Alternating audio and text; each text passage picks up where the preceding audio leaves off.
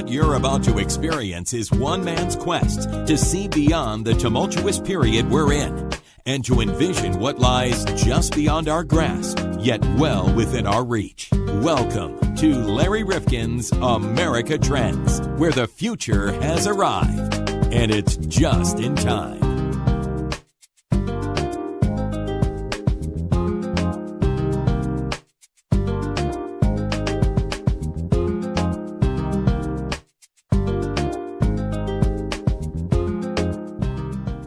Welcome back to America Trends Podcast. John, we've got an alert. John Krofsick, I'm Larry Rifkin. Alert on America Trends. What's the alert? Well, you know that we've got a compelling episode just ahead. But for those who take seriously our approach, and there are a lot of people who know it, that we try to stay out of the daily scramble of the news, and we like to look just a little bit ahead. This one touches just a little bit closer to today's headlines than many others, John.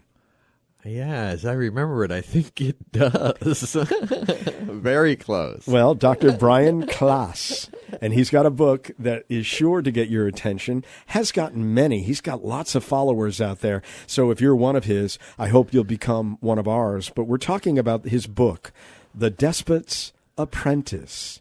Very clever, Apprentice in the title. And he's talking about Donald Trump's attack on democracy. And in no uncertain terms, John, he considers the current occupant in the Oval Office of being no friend of democracy, either here or abroad. Now, John, you know his argument. Have at it. But you know what I find fascinating with the whole argument and everything is if we really had a Senate and a Congress that was doing their job, then Donald Trump would mean nothing. Except, you're right. I mean, if they have abrogated some of their responsibilities and our constitutional tilt and our system in terms of checks and balances only really works when everybody is playing their role of oversight, of responsibility to legislate and not abdicate. I mean, but if they're not, you've got a guy willing to take as much authority as they're willing to give him. Exactly. So I don't understand why they're not willing to do what they're supposed to do, except that they want to get reelected, and that's a problem. So if you see a president really who is overstepping or getting over the line in terms of their constitutional responsibilities, I mean, it is really the responsibility, regardless of the party, for them to step in and say, hey, wait a minute here. We don't want to threaten. Now, even today's news, John, where he's threatening that anybody who says that they don't agree with his move to move the embassy to Jerusalem, he'll cut off aid to them. Now, don't you think if we've got really major responsibilities across the world and many alliances, and if some of our allies disagree with that decision and we disagree with many they make, that it should be Congress stepping in and saying, no, wait a minute here. Don't bully these other countries. That's not your job. We've got to enter into treaties and alliances, and you can't single-handedly take us out of those. You know, I agree with you 100%, and that's what should happen. And, and that's why, when it comes down to elections and all, I think getting these people out of the Congress is more important than the president or anything else, because they really have the power, and they decided that, hey, I don't want to look bad. Let's let this clown do it. I mean, it's sad. It really is sad what's going on. And also, if they do see that he is disparaging some of the norms and conventions that made America a respected player around the world, that they might be more concerned and step in. And some have, like Bob Corker and Jeff Flake, but just say, hey, back it up, pal. This is not the right way to represent the United States. Now, John, to be fair to Dr. Klaas's argument, he talks about the fact that the backsliding of democracy around the world predates this president by over a decade.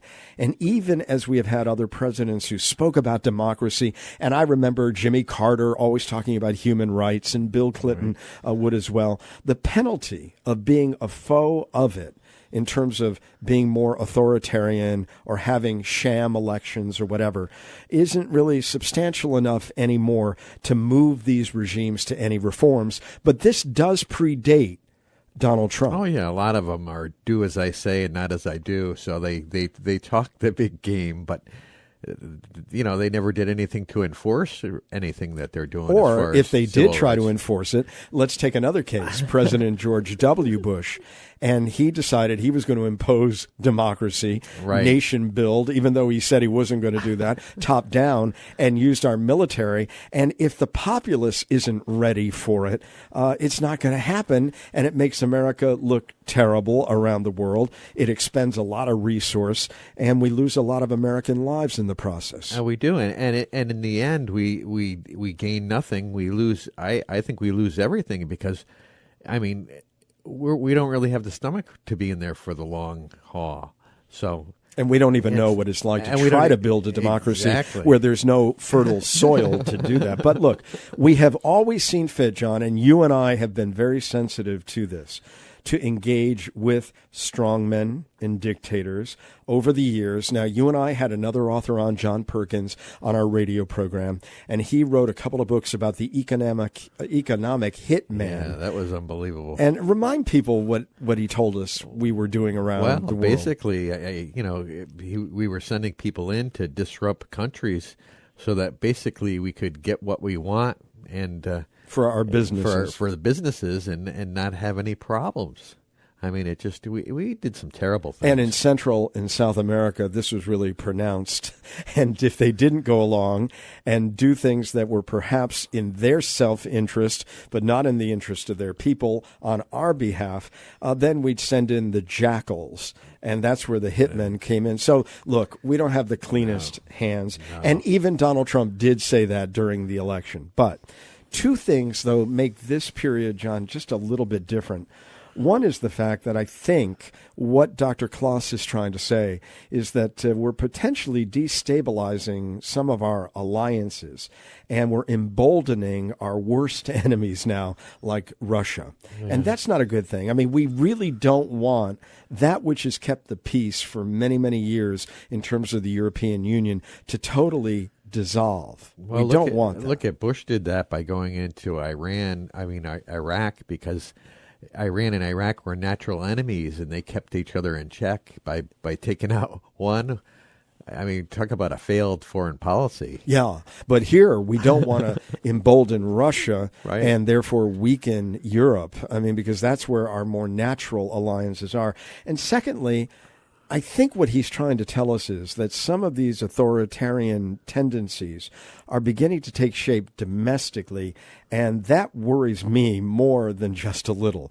That if he had his way, and if he didn't have this nasty little pernicious thing called a constitution and a Congress that once in a while bubbled up, or a judiciary that was supposed to be independent, and we just saw some reporting where he was very upset with his Supreme Court nominee for saying that anyone who would besmirch the judiciary and question its viability really should be ashamed of themselves. And that was what the president did, and he was ready to pull his nomination, according to some of the reporting. The other group, of course, that he likes to talk about and disparage is the news media. And, you can't paint us all with the same brush, and you've got to respect how important we are to the way this democracy flourishes. Oh, it's very important. The problem with the news media that I have is you've really turned a lot of what they say is news into their entertainment shows. They're really not news, and I think they misrepresent that when they have a lot of these talking heads on and they talk about this, that people feel it's news, and it's not really news. I mean, they're talking about the news, but they're talking about, they're kind of like, they're spin doctors. They're spinning it the way they see it. Yeah, but I think the more dangerous, and you point that out, is the fact that everybody goes to get their news where they feel comfortable. In other words, they don't want to be shaken out of their beliefs. Well, that's the other part of it. And they won't go anywhere else. They won't look at varying left, right, center. And so they just kind of retreat. And that's why they call fake news, because if you don't agree with it, then you call it fake. And that is really, really a terrible trend. We got a real problem here between the news and social media. We really got to kind of sort this out somehow so that people can get the news, whether you like it or not. The news is the news. And if you get the news and that's the news, then, But we really got to figure out how we can make it trustworthy. So yeah, and we've always it. tried to do that. I mean, I come out of a public television background, and I know some will say, oh, that's a little left-leaning. But I'm telling you, I mean, I tried so hard when I was heading up a state network to make certain that we played it by the book. We played it down the middle. The old CBS standard is what I really appreciate when I go like back PBS to News because they do give you the news. They sit there like in the old days and give you the news. Well, yeah, the news hour does. Yeah. And I'll tell you, NPR is growing. I just read where the NPR affiliate here in Connecticut, where we are coming to you from, actually beat the longtime leading ratings giant in the market in Hartford, New Haven for the first time in a long time. I believe it. I think a lot of people are turning to NPR because, I mean, at least you feel like you're getting the real news. They give international news. There's more of a selection of news. You know what's going on in Europe and stuff that we don't get that on our news. Yeah, absolutely. They do a much better job of that. Well, listen, let's dig into the argument. See where Dr. Klaas feels we may come out in the end. Oh, don't leave until you hear what he has to tell us about what are the possible scenarios in 2020 if these trends continue. And you got to hear that. You got to hear that. All right. Thank you so much, Dr. Brian Klaas. We are on with Dr. Brian Klaas, and he has written the book, The Despot's Apprentice, Donald Trump's Attack on Democracy. And I want to thank you for joining us today here on America Trend. Thanks for having me on the program. When we think about where we are today and America's role in trying to protect democracy, human rights around the world, how well is America doing? Very poorly. And I think that this scorecard has been poor for a while, where the U.S. has had a sort of two-faced approach to promoting democracy globally. But it is abysmal since January 20th when Trump took power.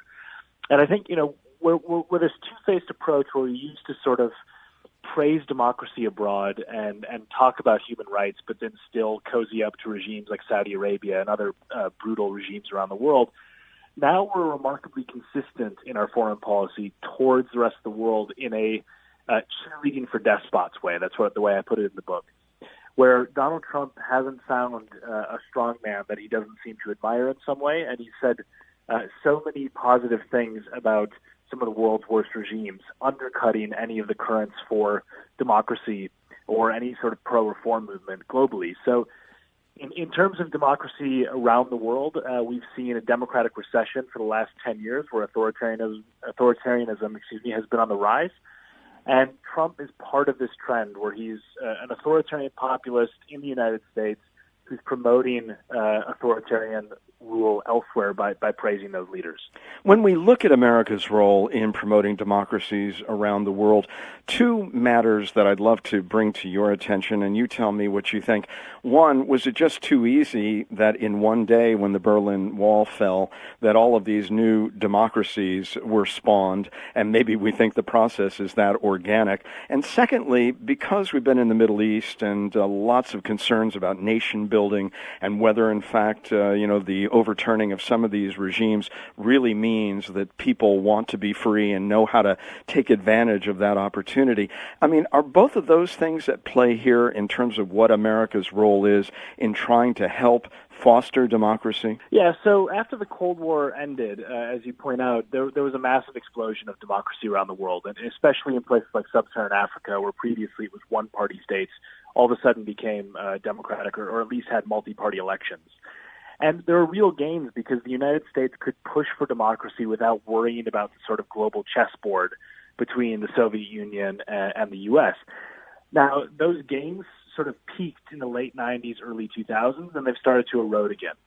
And part of the reason for that is because of U.S. foreign policy adventures, to put it mildly, in the Middle East, the region you cite, where they went so catastrophically badly that the West no longer has the appetite to make the hard choices that involve investing in democracy long term. So, the U.S. played a pivotal role in the 1990s, was willing to spend some political capital on pushing democracy. And now in the places where I've done work and talked to U.S. ambassadors and British ambassadors, et cetera, in those places where democracy is slipping, they basically say the same thing off the record, which is the status quo is what we've got, and we're not going to try to rock the boat because the risks are too great. And I think the real problem here is that we have this really short attention span with just about everything in politics these days. I mean, the 24-hour news cycle is not a 24-minute news cycle, but that's true with democratization too. And I think, when you look back through history, whether it's post-Cold War or even after World War II, we didn't give up on Japan in 1950 or in 1952. And that's basically what's happened with the Arab Spring is you sort of think, okay, it's 6 years on, it's a complete failure. Right, and I think there's movement towards democracy in some of these places below the surface that, given the right support and the right pressure from the West, could actually come to fruition. But it requires exactly the opposite of what Donald Trump is doing. In other words, the Marshall Plan after World War II was spending a huge amount of money to get democratic dividends down the line, and it was the best investment the U.S. has ever made. We spent a lot of money, but we made our allies, we made our key trading partners, and we made a stable Europe. And Trump is, if you put the Marshall Plan in front of Trump, he would say it was a waste of money, a bad deal, a complete joke. And it's because he has this view of diplomacy as transactional, short-term deal-making that makes him look good in the headlines for a day, and then the world moves on. And that's not how global diplomacy works, and it's certainly not how democracy promotion or investing in alliances works. And so I'm worried that the gains that were accrued in the 90s, which are already at risk, are now going to slip away completely under Trump. We'll return to this episode of America Trends in just a moment. If you like what we're doing here at America Trends Podcast, please don't keep it to yourself. I know there are a lot of people, John, who think, well, if I'm listening and somebody else wants to listen at the same time, maybe we're going to collide and they're not going to be able to hear us. Yeah. Is that the way the technology works? No, there's plenty of bandwidth. Everybody can listen at the same time. All right. Well, that dispels that myth. Now, you can do a number of things that would really be helpful to us. You could give us a kind rating or a review at Apple Podcasts, and that boosts what they consider to be our value and visibility. And what does that do, John? Well, that puts us in the forefront so that you can find us easier, and most important is other people can find us easier. And you can subscribe there or on our site, americatrendspodcast.com, or wherever you're listening, so we can alert you to new episodes of the podcast, which, by the way, we put out twice a week on Tuesdays and Thursdays. And stay in touch with us on both Facebook and Twitter at Trends Podcast. Or you can like us on Facebook or follow us where, John? On Twitter. On Twitter, that's right, where the world turns to hear fake news or whatever it is. Well, Not you can us, direct though. message us at Trends Podcast or using hashtag Trends Podcast. And John, with our growing audience, and really it's been pretty remarkable, a lot of people just came to us the last month or two, and they might have missed earlier episodes. Can they get them again? They can look through them and pick the ones they want to listen to. They're all on the website, and a lot of them are up on iTunes, many of them. All right. Well, listen, there's lots of material to listen to. We hope you have the time, and we'll lend it to us because we try to make it worth your while. And thanks so much for listening. And tell your friends. We now return to this episode of America Trends. When you hear the term America First, what do you look at in that case? Do you look at China, which seems to be developing a strategy to peddle their influence in so many ways that don't really involve heavy military involvement, but a lot of economic investment, and Russia with its own way of subverting what it is that they want to subvert around the world, that they are taking great advantage of America First? So if we're being honest about what America First has meant in practice, it's meant America alone. And it's a massive retrenchment of American power to the benefit of China and Russia in virtually every field of regional influence on the planet. So I spent some time in Bangkok 2 months ago, which is a country I've done a lot of work in because it's a military junta and I study authoritarian regimes. And the people I talked to in Thailand, off the record again, because they don't want to be attributed with these quotes, but they would say to me, people like generals in the junta would say, look, we're gonna roll out the red carpet for Trump proverbially, and we're going to effectively try to make him look good and maybe give him some sort of a deal, and then we're going to move towards Beijing and make that the future of our country's deals. Because for them, they realize that the U.S. is not a reliable partner And they also realize that Trump doesn't care about investing in that alliance. So what happened in the Thai-U.S. relationship, which used to be a very close one, was, basically Trump talked to the general who's in charge of the junta there, and they agreed to buy 150,000 pounds of coal, which Trump then made a big deal about, even though this was 0.02% of America's coal output. I mean, it's an infinitesimal amount. Trump got the headline he wanted, and in return, the U.S. recognized the legitimacy of Thailand's military government that came to power in a coup, something the Obama administration had refused to do. And so, for a very, very cheap price, the Thai government got not only the legitimacy it sought, but also the free pass to move towards Beijing's orbit, which it's now doing. It signed many deals with infrastructure, building trains, more military cooperation, and also military purchasing. And this is just one example, but it's happening everywhere. So, the people have learned how to play Trump, basically. And he's letting himself be played because all he cares about at the end of the day is he understands his base does not care about the long-term strategic alliances we have. It cares about him looking like he's winning. And, that's the playbook. And so, you see this time and time again in American diplomacy. And while the U.S. loses power, the Russian government and the Chinese government gain it. And so, what I'm really worried about is not just for our own core interests of this is a huge thing. We don't want a world that is shaped increasingly by Moscow and Beijing. It would be bad for democracy and it would be bad for U.S. interests. So I think every time you hear the words America first, it sounds like a sort of nice slogan that says, let's focus on American interests. And in fact, it's the most counterproductive foreign policy, certainly in my lifetime. And I think it's going to do long-term damage beyond Trump. You talk about the battle around the globe as being despots versus Democrats, and yet you also tell us that we really need to be aware and beware of counterfeit Democrats, these sham elections, most of which are really faux democracies. How do we discern which are real in terms of moving toward a true democracy and those that are just pretending and they're still basically strongman rule? So I think, we've set the bar really low in what constitutes a democracy. We call things democracy for simply holding elections. And what really is happening right now is there are a huge number of countries that hold elections, and most of those elections are rigged, and most of the countries that they take place in are not democratic. So, the key aspect of this is whether or not people actually have a meaningful say in decisions that affect their lives and whether the election integrity holds up to scrutiny. And very often it does not. So I think, we have this sort of idea of election equals democracy. We need to dispense with that completely.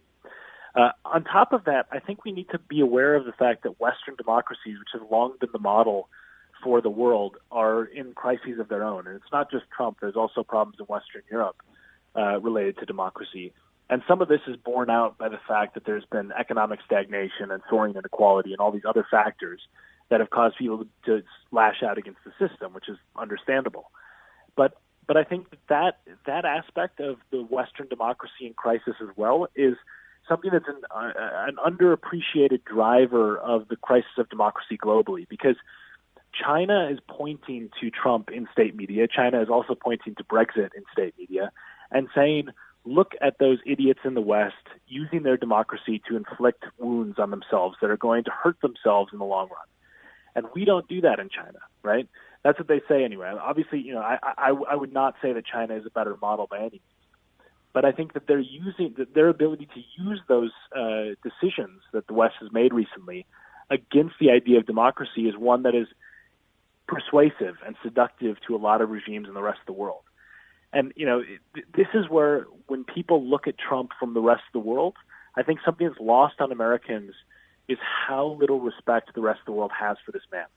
And, it's not this isn't my word. This is hard data from Pew Research, for example.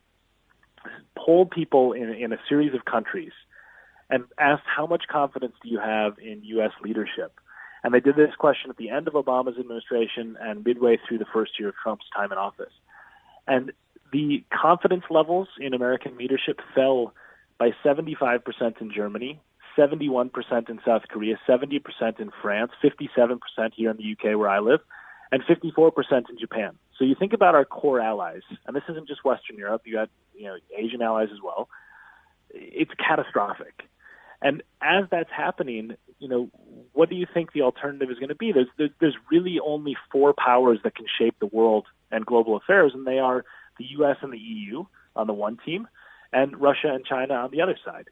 And frankly, when the U.S. is knocking itself out of this global competition to shape the planet and its affairs, the EU can't really pick up the slack because they're dealing with Brexit and far-right populism in Eastern Europe. So all of a sudden, there's free rein for China and Russia to pick up the pieces of a system that the West built and is willingly crushing. and that's where I find this moment so unbelievably depressing as an American living abroad. Is I don't think that has been in the conversation enough. That the Trump era is not just one about a domestic crisis; it's about America's role in the world crisis. And we might fix the sort of system a bit, have some course corrections in 2018 and 2020, but the world is moving on, and they're not just going to wait for the midterm elections to happen. They're going to make strategic decisions based on this presidency, not the possible next one. So I think that's something we need to pay more attention to in the U.S. When we do look at the fact that a lot of people would say, well, since the fall of the Berlin Wall and the Cold War ending, we have seen a lot more democracies, and yet you pinpoint the fact that about 11 or 12 years ago, that democratic urge began to wane. And then you warn us about electoral authoritarianism. I mean, in combination, point to those countries where you think there have been such lost opportunities, perhaps, even over the last 12 years, and with more pace over the last year or so. Sure. So, some of the shining, if we go back to the mid-'90s, I'll start there. Well, countries like Belarus. Excuse me, can you start over again on this question? Because you were fading on us. If you were in a place, please stay there. Okay. Okay, sure. So I'll go back to the early 1990s to start. Country Belarus, where I've done a lot of work. And, it was one of these post-Soviet states that had this glimmer of hope, and it democratized briefly. And then a strong man was elected and eroded democracy before everyone's eyes and consolidated power very quickly without enough pushback from Europe and America to stop it. And now that country is firmly in Moscow's orbit and is a dictatorship. It's known as the last dictatorship in Europe. You have, countries like this where it slips away slowly. Another one is Turkey, right? So Turkey, over the last decade plus, has turned from a possible democratic case into an authoritarian basket case. And this year was the culmination of that when there was a referendum to change the constitution to consolidate President Erdogan's power. And, of course, rather than the pushback from the West, Donald Trump was the first person to congratulate Erdogan on rigging this referendum to basically destroy democracy in Turkey. So certainly not an encouraging moment. And then you also have Myanmar, where it looked like things were heading in the right direction. Right, Aung San Suu Kyi was this person who was revered as this possible angel coming in to fix, Burmese democracy or the system and take out military rule. And that has just absolutely crumbled into ashes of, mass atrocities and possible genocide. And, the thing that all of these things have in common is that there were critical tipping point moments where it was obvious what was happening, and the West watched it instead of intervening in any sort of meaningful way. And I don't mean intervention with military. I mean putting pressure on the government to say that there will be consequences to destroying democracy, that there will be consequences to burning down the villages of Rohingya and slaughtering the people. And, it's one of these things. It's a recurring story. We see it all the time. You see the destruction of democracy, nothing happens. You see mass atrocities, and we say never again, and then they happen again, and we behave exactly the same way. And so it's, for someone like me who's studying these things, it's just very frustrating to watch us. We know what the problem is. We know what possible solutions are, and yet there's no political will. And the sort of, cruel irony of all of this is the reason why there's no political will is precisely because we live in democratic systems where politicians think in electoral cycles rather than long term. So, politicians end up being very risk averse in foreign policy because they don't want to take the risk to put pressure on Myanmar and get entangled there, knowing that they might actually get blamed for something if it goes wrong, and their successor might take the credit if it goes right. Whereas, authoritarian states, they have a huge number of problems, but one thing that they do have going for them is often long-term planning if it's a stable state like China. So, I think the real problem here is we have to have a national debate that talks about political will and foreign policy, and understanding that foreign policy is not a thing that has immediate gratification or immediate payoffs, and instead is a long-term investment. And if we change our perspective to think that way, then these slipping away democracies that we've seen happening over and over and over will stop coming to fruition. But right now I'm very pessimistic because in Europe we're seeing democracies slip away in places like Poland and Hungary. And Trump made his first visit to Europe in Poland and put them on a pedestal as the model for the West. At the same time, the EU is trying to isolate them because they're politicizing the judiciary and shutting down media outlets effectively. I mean, or at least trying to censor them. So, all of the signs of things I hoped would happen are going, rapidly in the wrong direction under Trump. Brian Klaas is with us. The book is called The Despot's Apprentice, Donald Trump's Attack on Democracy. I want to ask whether, because of the short-term thinking and the lack of historical perspective on the part of this president, is it easier in his mind, somebody who has a certain authoritarian view of what he'd like to be able to do, even within the context of our democracy, that he thinks it's faster, results are quicker, if you only have to deal with one person or one junta, whatever it may be, that is really his mindset, that it's a lot easier to do this. And I point also to our history, where if you believe John Perkins, the economic hitman, and I've talked to him on a number of occasions, the American government has liked working with a strong man because often it makes some of the business interests we're looking to promote a lot easier to affect in many of these countries. Yeah, so I think on the domestic front, there's no doubt in my mind whatsoever that Trump wishes he could be a despot. I think he admires the ability that they have to just make decisions and be unquestioned, the ability to shut down anyone who's critical of them. And frankly, I think there's a lot of parallels in personality type between him and many of the despots that I've studied, in the sense that there is a serious ego driving the person, the desire to have a cult of personality, and an inability to let go of the small slights, the things where you have, the press saying something negative and you just cannot let it go. You have to tweet about it. And so I think, when I talk to people about Trump as a despot's apprentice, the first question that I often get is, well, he's not like Mussolini or some of the sinister figures. He's not this calculating strategic genius. And I think, because we have these very prominent people like Hitler and Mussolini in the consciousness of dictators and despots, what you have to explain to people is they're not representative of the whole. If you look at all authoritarian strongmen around the world, most of them are bumbling and ineffectual and impulsive and narcissistic. They are not strategic long-term thinkers. They are not masterminds. They are people who want to be respected or loved or feared, and they also want their way. And they often have extremely eccentric personalities. So, I think we have to understand that Trump is no Mussolini or Hitler, but that doesn't make him any less like some of the authoritarians around the world that currently occupy palaces and various presidential residences.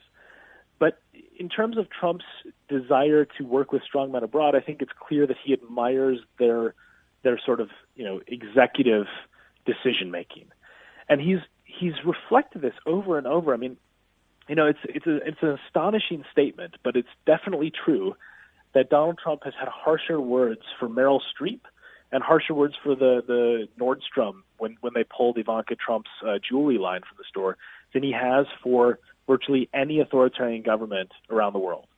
He has praised Putin. He has said that Kim Jong-un is a smart cookie who's basically an intelligent mastermind. He's praised Rodrigo Duterte's drug war in the Philippines, which is killing thousands of people without any due process.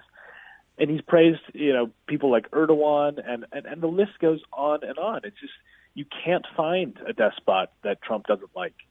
And so, at some point you have to think there's a personality trait both within Trump himself and in the despots he admires that is shared, and there's a mutual admiration there. And so I think, that the reason why that worries me so much is because the checks and balances that hold those impulses in check are weakening, because the Republican party is worried about alienating the Trump base and not so much worried about losing to Democrats, because many of the districts that the Republican House members are in are uncompetitive. They're not going to lose to a Democrat. They're solid red. And so a lot of those people who only have a primary to fear, they are defending things that 2 years ago would have been deemed universally indefensible. And that's where having somebody with these authoritarian impulses in a deeply polarized political system is so dangerous. You tell us, of course, that there are three major ways to stop becoming a despot. One is to prevent them from getting into power. The second is that the political system needs to block a would-be demagogue. And when you look at America today, where truth is becoming more subjective by the day, we're redefining it and we're denigrating the arbiters of truth, meaning the news media and the justice system. I mean, how much is this part of a pattern that we see in other countries that we really don't want to see reflected in American society? This is why Trump scares me so much, is because this is straight out of a playbook. And I don't think that Trump is sophisticated enough to have studied despots and dictators throughout history and come up with it. But he has stumbled upon the exact same tactics that you see in countries that used to be democracies becoming dictatorships. And so, a key aspect of this, to what I call creeping authoritarianism, is you have to basically shock people into submission. You have to violate democratic norms regularly and do so in a way that makes them seem normal. And so I think about, any listener here, think about the first time that you heard the term fake news. It was shocking when he called the press fake news. It was shocking when he called them the enemy of the people. And yet now it's almost daily. It's not even news. We don't talk about it. When he first called to jail Hillary Clinton, there huge amounts of stories were written about this. Now he talks about it on Twitter about every week. She should be investigated. She should be locked up. There's chants at his rallies still. It's not even a story. And so I think, what's happening, that part I think is something we must be much more deliberate about not allowing it to become normal, the new normal, right? So that's one aspect of it. The other is that there's a key thing happening in this moment of politicization of rule of law that I'm really worried about. And this is where, rule of law in a functioning democracy is the thing that holds power to account. It means that no matter who you are, no matter what party you're in, if you violate the law, you'll be held accountable. And the law cannot be turned against you as some sort of weapon if you didn't violate the law. And what Trump is doing, both with his pardon of Sheriff Joe Arpaio, one of his political allies who clearly violated the law, and with his constant calls to jail Hillary Clinton, he is trying to make the rule of law political. But the new arena where this is most dangerous is with the Mueller investigation. And the constant attacks daily, both by Trump's allies and people in the media on Fox News and Republicans in Congress, all of it is a very clear strategy that I've seen elsewhere in places like Turkey, where President Erdogan was being investigated for corruption. So he simply delegitimized the investigators and then fired them. But he delegitimized them first because he needed to have a pretext for which to fire them. And what I'm really worried about is this constant attack on Mueller and this constant politicization of rule of law against a rigged system or an FBI that's out to get him or whatever it is. That seems to me to be the most likely strategy, either to fire Bob Mueller or to discredit the report, whatever it is, because they know it's going to be very bad. And so, I can imagine very easily a scenario in which either Trump tries to fire him or in which the report comes out and says, we believe that several impeachable offenses were committed by the Trump administration or by Trump himself. And the Republicans in Congress take the report, say, thank you very much, and shelve it and do nothing. And that is possible if they discredit the Mueller investigation in the eyes of the Trump base. So, all of these types of things where you see these tactics, I chronicle them in each chapter throughout the book, yeah. But it's just, it's scary. Well, the good thing is that you tell us that democracy in the U.S. will not fade away easily. I'm quoting from your book, but it could still fade, ebbing away day after bleak day until it's too late. When you do see the fact that in recent elections during this interim period, there has been pushback, does that give you some comfort? Yes. So, I think that the 2018 elections are looking very positive for the Democrats.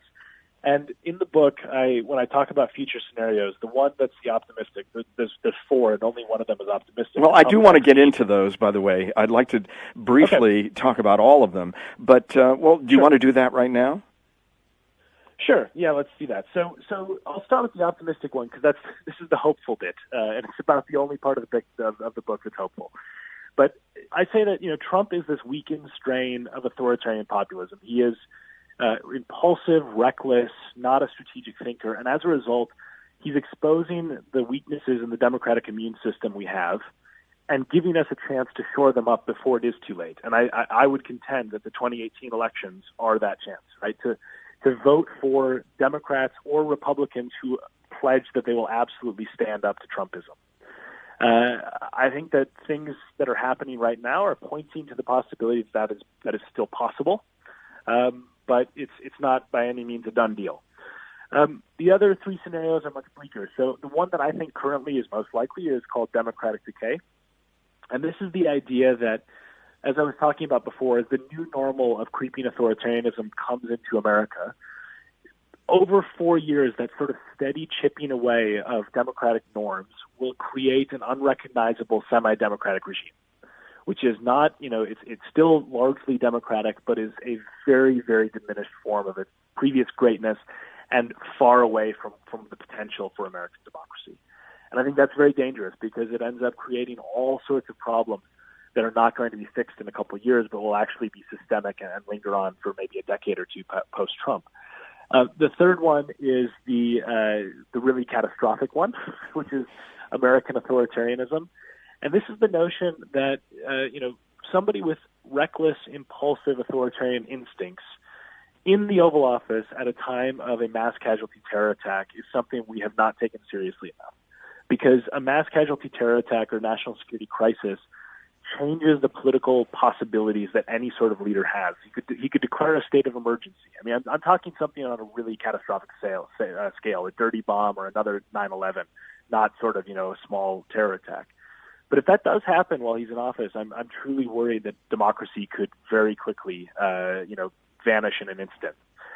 And then the other scenario, the final one, is much more forward-thinking. It's called the forerunner, and it's the idea that Trump has paved the way for a Trump 2.0 figure who is hopefully not going to come onto the political stage, but I fear is likely going to, and that would be somebody who has exactly the same authoritarian ideology as Trump and the same authoritarian tactics, but is like a Ronald Reagan, Barack Obama charismatic leader who's much more disciplined.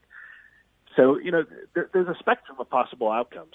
And the point that I try to make in the book, in the final chapter, is that, these aren't guaranteed. They're up to us. And the beautiful thing about the democracy we live in is that we still have a say, and we can determine which of those four becomes reality. And that's why I hope that, the days of the 2014 midterm elections, when turnout was 36%, which is just abysmal, are behind us, and that we start to actually take our democracy seriously and respond to this wake-up call that is Trump, and sort of shore up the democratic system. When you look at it, and some might use the analogy that Trumpism is a log on the ash heap of history, but what are the lingering effects, even if we recover from this, inoculate ourselves in the best of the alternatives that you provide? What damage has been done already? So this is why I'm not the most fun guy to hang out with at parties, because even the optimistic side of that scenario still has a very dark piece of damage that's already happened. And that is that democracy requires a shared reality, right? We need to actually agree on what reality is, because it's impossible to compromise and solve problems without that. And what I think Trump has done is he has created or exacerbated the fact that about a third of the American public does not inhabit the same reality as the other two-thirds, and that they believe a huge number of things that are just demonstrably false, right? I mean, a huge number of people still believe that Barack Obama was born in Kenya, and he was not. There are so many of these falsehoods. The idea that Trump has mainstreamed that voter fraud is rampant in the United States is a complete myth. Every single study has shown it's a complete myth. But yet, about a third of Americans believe it is widespread and that millions of people vote illegally each time. So, all of these facts and all of these flawed assumptions about what a democracy is and the problems we face all of those things require the shared sense of reality that Trump is taking away. And that polarization he's accelerating is really, really dangerous because you can't just walk it back. How do you get a third of people to come back to reality? It's not going to happen in 2020 if the ballots go for a more responsible candidate. It's still going to be a problem. I want to close with this. In your book, you say, the founding fathers of the United States anticipated that this moment would arrive. They designed a system built to withstand a divisive demagogue. They put checks and balances in place. They carved out a separation of powers that makes it difficult to consolidate power in a single person. But their enduring genius is being tested in ways they could not have anticipated. What is it that they didn't anticipate that worries you most? And yet you say they did think about the possibility that this could occur. So I think that they anticipated a demagogue in power, a demagogue in the White House. I think they anticipated a corrupt president but not a compliant Congress. So I think they assumed that if you have a person like Trump who comes into office and is abusing his authority and dividing and ruling and all these things that are really damaging to the democratic process, that Congress would stand up with a unified voice and say, enough, and block that person. And I think what's really worrying is that because of the combination of toxic partisan polarization and, as I was alluding to before, these uncompetitive elections wrought by demographic sorting and gerrymandering and all these things, Congress has become a compliant and complicit actor in the Trump administration, doing things that were unthinkable 2 years ago, bending to Trump in ways that just are mind-boggling. And a perfect example of this is Lindsey Graham, who used to have one of the strongest backbones in the U.S. Senate, a Republican from South Carolina. And he was somebody who, in May of 2016, said that Trump was unhinged, reckless, delusional, unfit for office, and said that if the Republican Party nominates this person, we will get destroyed and we will deserve it. Those are his words. And then this week, he has been cheerleading for Trump so much that he even tweeted, just played golf with President Trump. Wow, what an amazing golf course it is, and basically promoted Trump's businesses on Twitter. It's just a full-scale reversal. And the reason he's done that is because he's responding to this highly polarized Republican base. So, the Republican Party's behavior is something that I think the founding fathers would abhor, and they would expect an individual to come to power, but not a party to completely abdicate their principles and their responsibility, not to stand up to the person on policy, but to stand up to them on democratic norms and democratic principles. Because, as I say in the book, this isn't a question about tax policy, health policy, whatever. It's a question about the very values that make America democratic and the values that we need to defend right now. And so I think that's, the thing that the founding fathers were genius, but they didn't anticipate this moment as well as they could have. They didn't like parties to begin with, or factions, if you will.